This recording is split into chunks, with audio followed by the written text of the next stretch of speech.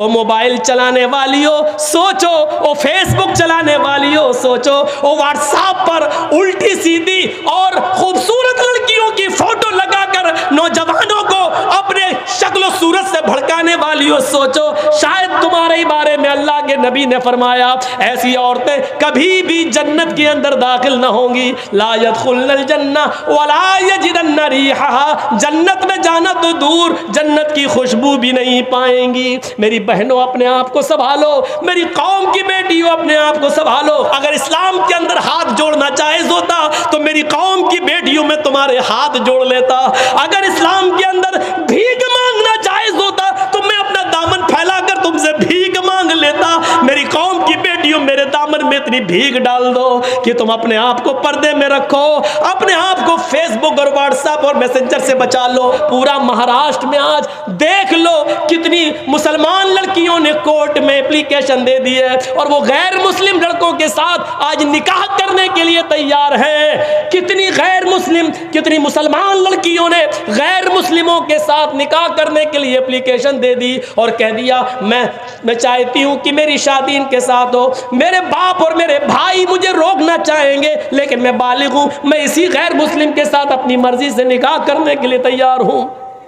ये इसी बेपर्दगी का हाल है। ये इसी कॉलेज और यूनिवर्सिटी में लड़कों के साथ को एजुकेशन लेने का नतीजा है। मेरी बहनों अपने आप को बचाओ। मेरी कौम की बेटियों, बहुत बड़ी साजिश इस सियासी हुकूमत इस मौजूदा दौर की हुकूमत में तुम्हारे खिलाफ रची जा रही है। कॉलेजों में, स्कूलों में लड़कों को जगह, मुस्लिम लड़कों को पढ़ने के लिए वैकेंसी नहीं दी जा रही है। कहा जा रहा जगह फुल हो गई और लड़कियों को जगह दी जा रही है और कहा जा रहा है कि लड़कियों के लिए जगह मौजूद है, लड़कियों के लिए इतना कोटा मौजूद है। वो जानते हैं कि जब लड़कियां मुसलमानों की हमारे कॉलेज में और स्कूलों में आएंगी और हमारे हिंदू और गैर मुस्लिम लड़कों के साथ बैठकर जब पढ़ेंगी तो जाहिर है कि आग और पेट्रोल एक जगह रह ही नहीं सकता है, मोहब्बत और इश्क की आग लगेगी और फिर ये हमारे भाई, हमारे बेटे इन लड़कियों को अपनी बहू बनाकर लाएंगे और फिर इनसे गैर मुस्लिम बच्चे पैदा होंगे। मेरी बहनों, इन साजिशों को नाकाम करो।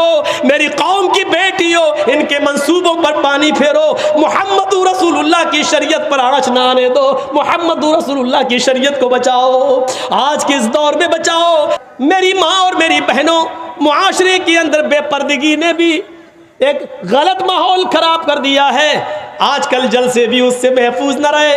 जलसे होते हैं तो मेला लगता है और मेला लगता है तो नौजवान लड़के और लड़कियां उस मेले में जाते हैं। उनकी लिपस्टिक भी होती है, पर्दा तो बंगाल में दिखाई नहीं देता है। मेरे भाइयों, जहां तालाब के अंदर एक तरफ लड़के और दूसरी तरफ लड़कियां नहाती हुई नजर आती हो, वहां से कौन सी उम्मीदें लगाई जा सकती हैं? गौर करो मेरे प्यारे साथियों, जो पर्दे के बारे में कभी हजरत फातिमा रज़ी अल्लाह ताला अन्हा को याद करो। जब उनकी मौत का इंतकाल का वक्त आया तो उन्होंने अपने शौहर से कहा, अली अली, मेरी इंतकाल का वक्त करीब है, मुझे नहीं लगता कि मैं बचूंगी। फरमाया, अली ने ऐसा क्यों कह रही हो? आए अली, मेरी एक वसीयत है, उसको नोट कर लेना। हजरत अली ने कहा, तुम मेरी बीवी नहीं, तुम मेरी वाइफ ही नहीं, मोहम्मद रसूलुल्लाह की बेटी हो, बताओ तुम्हारी क्या वसीयत है, मैं उसको जरूर पूरा करूंगा। कहने लगी फातिमा, आए अली, जब मेरा इंतकाल हो जाए, जब मैं इस दुनिया से रुखसत हो जाऊं, जब मैं इस दुनिया से चली जाऊं, तो मेरे जनाजे को, मेरी लाश को कफन से ढांक देना। सफेद रंग का कफन जब मेरी लाश पर चढ़ाओ तो मेरी लाश को मेरी चारपाई पर बिठाकर जब कब्रिस्तान की तरफ लेकर जाओ तो आए अली, रात के अंधेरे में ले जाना, इशा की नमाज के बाद मुझे कब्र में दफनाना, दिन के उजाले में दफन न करना। मेरी कब्र को दिन में, मेरी लाश को दिन में ना उतारना कब्र में। हजरत अली ने कहा, अरे फातिमा, ठीक है मैं ऐसा ही करूंगा, लेकिन रात में ही क्यों? दिन में अगर तुम्हारा इंतकाल जल्दी हो गया और जल्दी दफन होने की नौबत आ गई तो तुम रात की वसीयत क्यों कर रही हो? दिन में क्यों ना दफन करूं, रात में क्यों दफन करूं? तो हजरत फातिमा का जवाब यह था, मेरी माँ इस जवाब को सुनो, मेरी बहनों इस जवाब को सुनो और मेरी कौम की बेटियों इस जवाब को सुनो और अपने आप पर मातम करो। आज जो तुम नंगा नाच नाच रही हो। हजरत फातिमा ने कहा, आए अली, मैं नहीं चाहती हूं कि मेरे मरने के बाद मुझे जो कफन पहनाया जाए। मैं नहीं चाहती हूँ कि मेरी लाश को जब चारपाई पे उठा के जनाजा आगे बढ़ाया जाए तो मैं नहीं चाहती हूँ कि गैर मर्दों की नजर मेरे मुर्दा जिस्म पर पड़े हुए कफन पर भी पड़े। चेहरा तो दूर, मैं नहीं चाहती कि मेरे मुर्दा जिस्म पर पड़े हुए कफन पर किसी गैर मर्द की नजर पड़े। मैं नहीं चाहती। ये था मुहम्मदुर रसूलुल्लाह की बेटी का पर्दा, ये था मुहम्मदुर रसूलुल्लाह की बेटी का हाल जो इंतकाल से पहले ये वसीयत कर रही हैं। मेरी बहनों, अपने आप को संभालो। मेरी कौम की बेटियों, अपने आप को संभालो। अगर इस्लाम के अंदर हाथ जोड़ना जायज होता तो मेरी कौम की बेटियों में तुम्हारे हाथ जोड़ लेता। अगर इस्लाम के अंदर भीख मांगना जायज होता तो मैं अपना दामन फैलाकर तुमसे भीख मांग लेता। मेरी कौम की बेटियों, मेरे दामन में इतनी भीख डाल दो कि तुम अपने आप को पर्दे में रखो, अपने आप को फेसबुक और व्हाट्सएप और मैसेंजर से बचा लो और इस्लाम की खिदमत करो। हजरत फातिमा जैसा पर्दा करो, और इतना ना करो तो कम से कम मौजूदा मुआशरे में ऐसा तो करो कि तुम्हारे माँ बाप की और भाइयों की इज्जत, उनकी छल्ली छल्ली ना हो, उनको शर्मिंदगी महसूस ना हो, मुआशरे को शर्मिंदगी महसूस ना हो। इतना तो कम से कम करिए। सच कहा अल्लाह के नबी ने, शराब हर बुराई की जड़ है, हर बुराई की जड़। सुनन नसई की एक रिवायत मौजूद है, सुनन नसई की एक रिवायत मौजूद है। हजरत उस्मान गनी उस हदीस के रावी हैं, फरमाते हैं कि कौमे बनी इसराइल के अंदर एक बहुत पक्का बड़ा परहेजगार आबिद इबादत गुजार था, जिसने अपनी पूरी जिंदगी इबादत में गुजार दी। उस इलाके के अंदर, उस बस्ती के अंदर एक बदकार औरत रहा करती थी जिसका शौहर मर गया, बेवा थी, और वो नौजवान लोगों को तलाश किया करती थी। उसकी नजर उस आबिद पर पड़ गई, उस इबादत गुजार पर पड़ गई। उसने अपने घर के नौकर चाकरों को या किसी खादिमा से कहा कि फला फला औरत तुम्हें बुला रही है और एक मामले में तुम्हें गवाही देना पड़ेगी। उस बेचारे नेक आदमी ने, सुनन नसई हदीस के अल्फाज है, उस बेचारे आबिद ने सोचा कि एक गवाही का मामला है तो मुझे सच्ची सच्ची गवाही दे देना चाहिए। वो चला गया, उस औरत ने दरवाजे के अंदर उसको बुलाया कि इधर आओ। जैसे ही उसने दरवाजा खोला, पहला दरवाजा बंद हो गया, दूसरा दरवाजा दिख रहा है, अंदर से आवाज आती है, मोहतरम और अंदर आइए। उसने दूसरा दरवाजा खोला, जैसे ही दूसरा दरवाजा खोला और उसके अंदर दाखिल हुआ तो उसको तीसरा दरवाजा दिखाई दिया, यानी तीसरे कमरे का दरवाजा। अंदर से आवाज आती है, एक और दरवाजा पार कीजिए। वो आगे बढ़ा और उसने तीसरा दरवाजा खोला तो क्या देखता है, तीन दरवाजे खोलने के बाद जो कमरा मिलता है, उस कमरे के अंदर एक बहुत ही खूबसूरत औरत बैठी हुई है। उसके पास एक नौजवान खूबसूरत लड़का है और उस लड़के, उस औरत के पास शराब की एक बोतल भी, एक बर्तन भी शराब से भरा हुआ रखा है। उस औरत ने कहा, मैंने कोई गवाही देने के लिए तुम्हें नहीं बुलवाया है, आज तुम्हें 3 कामों में से एक काम करना पड़ेगा। इसने कहा, कौन सा काम? कहा, या तो इस लड़के को कत्ल करो जो नौजवान है, उठाओ ये तलवार छुरी और इस लड़के को कत्ल करो। उसने कहा, भाई ये कैसे हो सकता है, इसने मेरा क्या बिगाड़ा, मैं नाहक किसी को कत्ल क्यों करूं? कहा, अच्छा नहीं कर सकते हो? कहा नहीं। तो फिर मेरे साथ जिना करो। उस खूबसूरत औरत ने कहा कि फिर मेरे साथ जिस्मानी ताल्लुकात कायम करो, मुझसे मिलो। उसने कहा, ये तो हराम है, मैं कैसे तुमसे जिना कर सकता हूं? मेरी पूरी जिंदगी नमाजों में गुजर गई, तहज्जुदों में गुजर गई, अल्लाह की इबादत में गुजर गई। उसने कहा, ये भी नहीं कर सकते हो तो ये फिर शराब पियो। नौजवानों, शराब का नुकसान मैं तुम्हें बताना चाहता हूं, इसलिए मैंने इस हदीस को पढ़ा है आपके सामने, सुनन नसई। इस आदमी ने जो पक्का नमाजी था, इबादत गुजार था, ये सोचने लगा कि मैं तो फंस गया, बाहर जाने का कोई रास्ता नहीं है। थोड़ी देर के लिए इसने छुरी उठा ली, फिर सोचा कि इस लड़के को कत्ल कर दूं। कहा, नहीं, ये ज्यादा बड़ा गुनाह है। फिर उसने सोचा, कत्ल के बाद सबसे बड़ा गुनाह तो जिना है, ये भी बड़ा गुनाह है, लेकिन आज मैं फंस ही गया हूं तो अपनी जान बचाई जाए। इसलिए छोटा गुनाह कर लेता हूँ, शराब पी लेता हूँ। शराब पीने में फिर क्या हर्ज है? अपनी जान बचाने के लिए कम से कम इस लड़के के कत्ल का गुनाहगार तो नहीं होऊंगा और इस औरत से जिना तो नहीं करूंगा।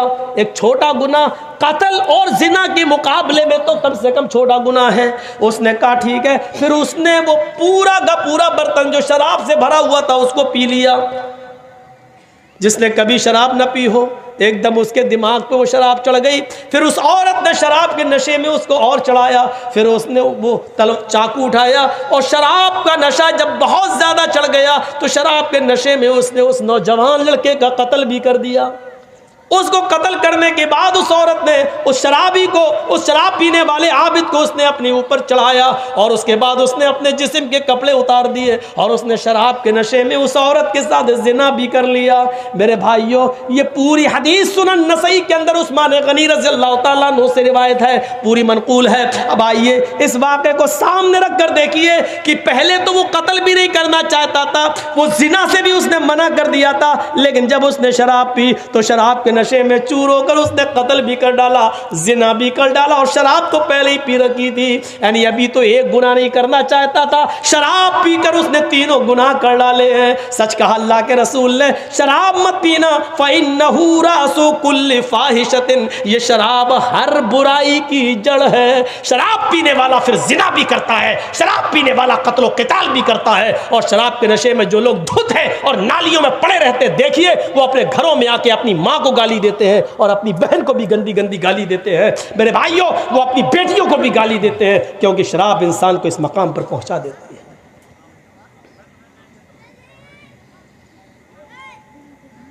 कहां हैं हम अपने मुआशरे पर, अपनी सोसाइटी पर नजर डालें कि आज हमारी शराब ने हमको कहां पहुंचा दिया। एक हदीस पर गौर कीजिए, अल्लाह के नबी फरमाते हैं, बनी इसराइल में 72 फिरके हुए थे, मेरी उम्मत में 73 फिरके होंगे। और नौजवानों, इस हदीस को जरूर सुन लीजिए, बनी इसराइल में 72 फिरके थे, मेरी उम्मत में 73 होंगे। तफ्तरिकु उम्मती अला सलासी व सबईन मिल्ला, मेरी उम्मत 73 फिरकों में बढ़ जाएगी। हस्बन नाली बिन नाल, जैसे पैरों में जूते पहने जाते हैं वो बराबर होते हैं, कोई छोटा बड़ा नहीं। जैसे कोई छोटा बड़ा नहीं होता, ऐसे ही मेरी उम्मत में बनी इसराइल में कोई फर्क नहीं होगा। जो बनी इसराइल ने किया होगा वो मेरी उम्मत भी करेगी। इसके बाद अल्लाह के नबी ने फरमाया, हत्ता इन कान मिनहुम मन अता अला उम्मी अलानियतन लकान फी उम्मती मन यसनउ ज़ालिक, अगर बनी इसराइल में किसी ने अपनी माँ के साथ किसी चौराहे पर मुंह काला किया होगा, नौजवानों सुनो, अगर बनी इसराइल में, यहूदो नसारा में किसी ने अपनी माँ के साथ ऐलानिया सबके सामने चौराहे पर जिना किया होगा, अपनी माँ के साथ मुंह काला किया होगा, तो मेरी उम्मत में भी ऐसे लोग पैदा होंगे। हत्ता इनकान मिनहुम मन अता अला उम्मिही लकान अलानियतन लकान फी उम्मती मन यसनउ ज़ालिक, तो मेरी उम्मत में भी ऐसा ज़माना आ जाएगा क़यामत से पहले कि तुम देखोगे कि मेरी उम्मत के लोग भी, यानी मुसलमान भी, अपनी माँ के साथ आलानिया जिना करेंगे, चौराहे पर जिना करेंगे, अपनी माँ के साथ मुँह काला करेंगे। और जब तक ऐसा नहीं करेंगे क़यामत नहीं आएगी। एक बेटा अपने हाथ से अपने माँ के गरीबान को चाक करेगा, एक भाई अपने ही हाथों से अपनी बहन के दामन को चाक करेगा, एक बेटा अपने हाथ से अपने माँ की इज्जत को लूटेगा, एक भाई अपने हाथ से अपनी बहन की इज्जत व आबरू को लूटेगा। जानते हो, इस नौजवान को उसकी माँ के साथ खेलने पर और उसकी बहन की इज्जत को तार तार करने पर कौन सी चीज़ जिम्मेदार होगी? उसकी जिम्मेदार होगी ये शराब, जिसको हम और आप दिल दादा बने हुए हैं और जिसको पी रहे हैं। क्योंकि शराब भी एक ऐसी चीज़ है जो अकल पर पर्दे डाल देती है, अकल को छिपा देती है, और जब अकल छिप जाती है तो हमें नज़र नहीं आता कि ये मेरी माँ है, ये मेरी बहन है। ये शराब के नशे में धुत होकर एक लड़का अपनी माँ के साथ खेलेगा, एक भाई अपनी बहन बहनों के साथ खेलेगा, और ये यहाँ तक पहुँचाने वाला और इस दरवाजे तक पहुँचाने वाली अगर कोई चीज़ होगी तो वो होगी शराब। वला तशरबन्न खमरन फ़इन्नहु रासु कुल्लि फ़ाहिशतिन, शराब को हाथ न लगाना कभी भी, इसलिए कि वो हर बुराई की जड़ है। सारी बुराइयों की जड़ क्या है? शराब। शराब के बारे में एक हुक्म नाजिल होता है। सुनिए, जब शराब हराम नहीं हुई थी तो मक्के के अंदर ये हुक्म नाजिल होता है, क्या? वमिन समरातिन नखीली वल अनाबी तत्तखिज़ून मिनहु सकरन व रिज़्क़न हसना। लोगों, खजूर और अंगूर में से कुछ फल ऐसे, खजूर और अंगूर जैसे, जिनसे तुम नशा बनाते हो, तत्तखिज़ून मिनहु सकरन, जिनसे तुम नशा बनाते हो, व रिज़्क़न हसना, और पाकीज़ा और खूबसूरत रिज़्क़ भी हासिल करते हो। खजूर और अंगूर ऐसे खाओ तो पाकीज़ा, और निचोड़ कर अगर वो बना लो उसकी शराब तो नशा। लेकिन अभी हराम नहीं हुआ, सिर्फ अल्लाह ताला ने इतना कहा। जब आप मक्के से मदीना आए तो कुछ लोगों ने शराब के बारे में सवाल किया, जुए के बारे में सवाल किया। आयत नाजिल होती है, यसअलूनका अनिल खम्री वल मैसिर। ऐ मोहम्मद सल्लल्लाहु अलैहि वसल्लम, कुछ लोग ऐसे हैं जो आपसे जुए और शराब के बारे में पूछते हैं। कुल फीहिमा इस्मुन कबीर, तो आप फरमा दीजिए कि ये बहुत बड़ा गुनाह है। व मनाफिउ लिन्नास, लेकिन लोगों के लिए इसमें कुछ नफ़ा भी है, कुछ फ़ायदा भी है। शराब में कुछ फ़ायदा भी है। फ़ायदा क्या है मालूम है? उस ज़माने में लोग शराब क्या पीते थे? हमारी तरह नहीं पीते थे। उस ज़माने में शराब इसलिए पीते थे, यार ऐसे गरीबों में माल लुटाएंगे तो अच्छा नहीं लगेगा, गरीबों को ऐसे देंगे तो अच्छा नहीं लगेगा, तो शराब पी लेते थे। अब कोई यार अल्लाह के नाम पे दे दो, इधर आ, ले जा। शराब के नशे में वो खूब दिया करते थे। तो अल्लाह ने उसी तरफ इशारा किया, इस्मुन कबीर, गुनाह तो बहुत बड़ा है, व मनाफिउ लिन्नास, लेकिन कुछ मुनाफा, कुछ अच्छाइयाँ भी हैं। लेकिन इस्मुहा अकबरू मिन नफ़इहिमा, इन दोनों का गुनाह उनके नफ़े से बढ़कर है। गुनाह ज़्यादा है, नफ़ा कम है, और जिसके अंदर नफ़ा कम हो, नुकसान ज़्यादा हो, उस चीज़ को छोड़ देना चाहिए, छोड़ देना चाहिए। फिर एक दौर था, एक अंसारी नौजवान ने हज़रत अली की और अब्दुर्रहमान इब्न औफ की दावत की। थोड़ा सा इधर सुनिए, हमें कुछ हलचल लगती है आपकी। अब आप सुनिए, एक अंसारी नौजवान ने मदीने में हज़रत अली की और अब्दुर्रहमान इब्न औफ की दावत की। खाना खिलाया, मगरिब से पहले ही खाना दौर चला। खाना खा लिया सबने, और खाना खाने के बाद शराब का दौर चला। अभी हराम नहीं हुई थी शराब, शराब का दौर चला, और शराब पीने के बाद सब झूम गए। और हाँ, शराब के नशे में जैसे ही आए वैसे ही मगरिब की नमाज का वक्त हो गया, अजान का वक्त हो गया। किसी ने अब्दुर्रहमान इब्न औफ को नमाज पढ़ाने के लिए खड़ा कर दिया, अब नशे में, और नमाज पढ़ाने के लिए खड़ा कर दिया। अब ये नमाज पढ़ा रहे हैं, अल्लाहु अकबर। अब सुनिए शराब के नशे में नमाज कैसे हो रही है, वो देखिए। अल्लाहु अकबर, अल्हम्दुलिल्लाहि रब्बिल आलमीन अर्रहमानिर रहीम मालिकि यौमिद्दीन इय्याका नअबुदु व इय्याका नस्तईन इला आखिर गैरिल मग़दूबि अलैहिम वलज़्ज़ालीन। ऐसे हो रहा है। इतनी तो सही चल गई गाड़ी, अब वो और बढ़ता जा रहा नशा में। अब कुरान की आयत ही बदल दी, अब वो पढ़ रहे हैं, कुल या अय्युहल काफिरून। आयत क्या है? ला अअबुदु मा तअबुदून। और वो क्या पढ़ रहे हैं? कुल या अय्युहल काफिरून नहनु नअबुदु मा तअबुदून।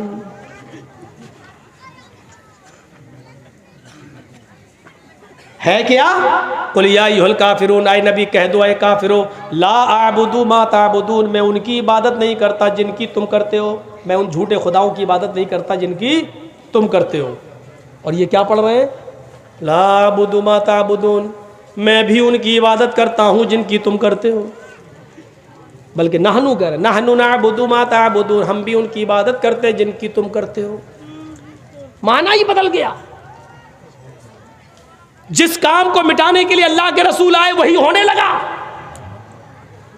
तो उस वक्त अल्लाह ताला ने कुरान के अंदर यह आयत नाजिल फरमाई, या अय्युहल्लज़ीना आमनू ला तक़रबुस्सलाह व अंतुम सुकारा हत्ता तअलमू मा, जो तुम बोलते हो जब तक तुम उसको जान न लो कि क्या बोल रहे हो, उस वक्त तक तुम नमाज के करीब न जाओ। आए मुसलमानों, आए ईमान वालों, ला तक़रबुस्सलाह, तुम नमाज के करीब मत जाओ, वान तुम सुकारा, जब तुम नशे में हो, हत्ता तालमू मा तक़ूलून, जब तक कि जो तुम्हारे मुंह से निकल रहा है उसको तुम समझने न लगो कि हम क्या बोल रहे हैं, हमारे मुंह से क्या निकल रहा है। जब तक इसका इल्म तुम्हें ना हो जाए तब तक तुम नमाज के करीब मत जाओ।